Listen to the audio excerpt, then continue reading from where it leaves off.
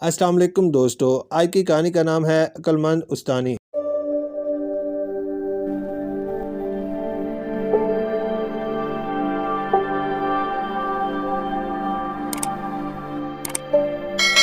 علی ایک بہت شرارتی بچہ تھا، ہر وقت اپنی شرارتوں سے دوسروں کو پریشان کرتا رہتا تھا۔ اس کے گھر والے تو اس کی حرکتوں سے پریشان تھے ہی ساتھ اس کے اسکول والے بھی اس کی شرارتوں کی وجہ سے بہت پریشان تھے۔ وہ تیسری جماعت کا طالب علم تھا۔ اس کی شرارتوں کی وجہ سے تیسری جماعت میں پچھلے 4 ماہ میں 3 استاد تبدیل ہو چکے تھے۔ وہ ہر بار اپنی شرارتوں کی وجہ سے استاد کو اسکول چھوڑ کر جانے پر مجبور کر دیتا تھا۔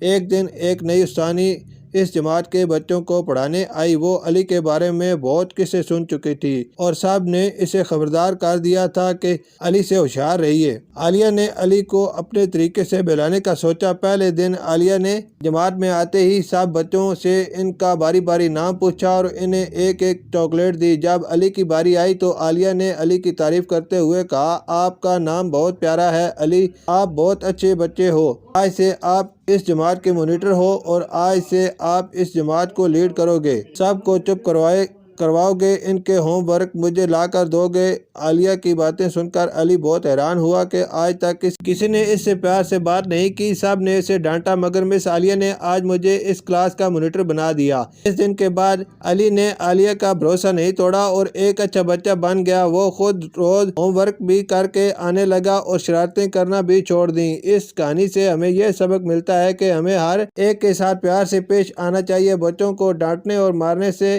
وہ مزید باغی ہو جاتے ہیں، جبکہ پیار اور محبت سے بچوں کو بہت آسانی سے بہلایا جا سکتا ہے۔ جیسے عالیہ نے بہت سمجھداری سے علی کو ایک اچھا بچہ بنایا، ایسے ہی ہم بھی اپنے رویے سے دوسروں کو سیدھے راستے پر لا سکتے ہیں۔ شکریہ۔